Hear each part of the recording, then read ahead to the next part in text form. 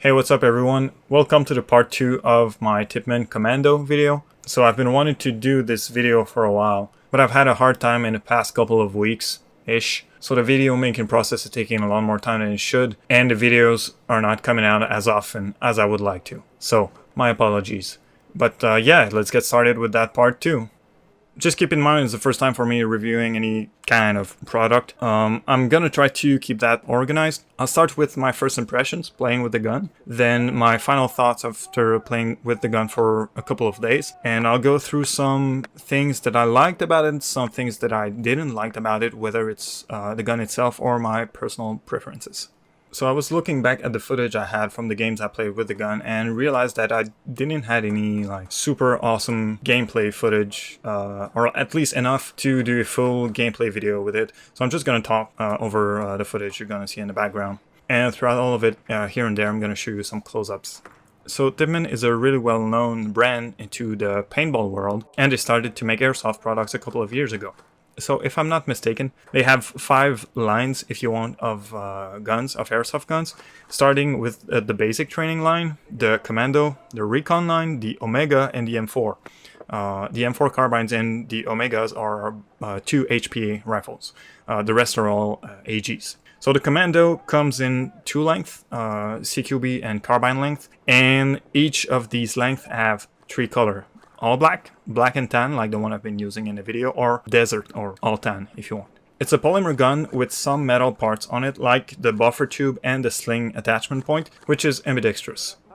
So, first impressions picking the gun out of the box, it is really light. It's full polymer but it feels solid. When you look closely at the key mod rail, you can see the kind of fiber inside the polymer. It's not like if you ever picked up a G&G combat machine, the old ones at least, where you could like squeeze the body because the plastic was so thin, I guess, or so flexible, where the Commando really feels like a brick. It's not gonna break. It has, out of the box, a rotary style Hopup, which is really nice and worked really well. Just for fun, I was able to easily overhop 0.28s, 0.30s, 0.32s, even though I know that the heavier weight you're starting to lose in a range. The gun comes wired in Tamiya connectors, and there's no fancy electronics, no MOSFET, no fuse in the buffer tube, it's only the wires and the connector. So I have plenty of room to put batteries in there, and I've been playing all the time with a 9.6 NiMH battery.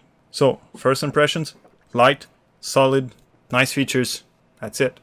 Now, with my final thoughts, so I played with it for about, I think 2 or 3 days, just enough to, get used to it. I put my attachments on it. If you look on the video, like I have my optics, my camera on it, but all the rest inside is completely stuck. And it was the first time I was using an entry-level gun like this one, so at first I didn't really know what to expect, performance-wise, but at the end I was really surprised on how well it did. Once I managed to set up the Hopup correctly, which you have to do with every gun anyway, I was able to just set my red dot and I would squeeze the trigger and hit the target every time. Or, almost. And I didn't have any skip into the mechanism. Like I was shooting in a semi-auto most of the time, and the gun was able to feed every single shot when I was pulling the trigger.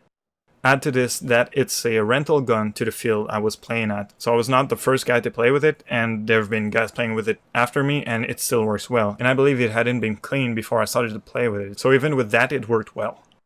So, final thoughts, it's a pass. It worked, it performed well, it did the job.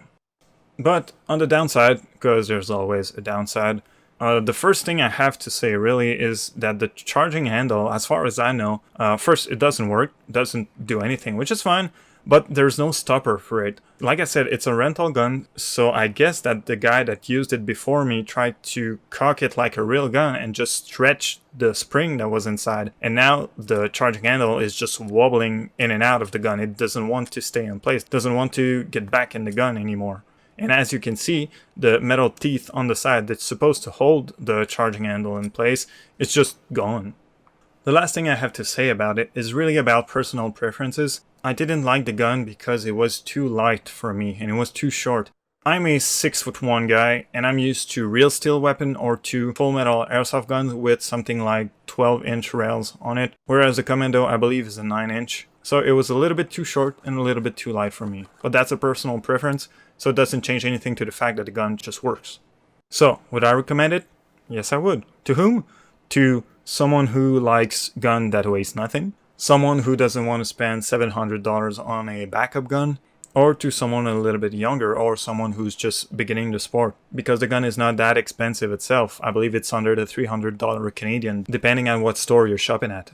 So yeah, I think that pretty much wraps it up. Like I said in the beginning, it's my first time doing this kind of video, so if you think that I really pooped it, just let me know in the comments. Please, I'm always open to suggestions.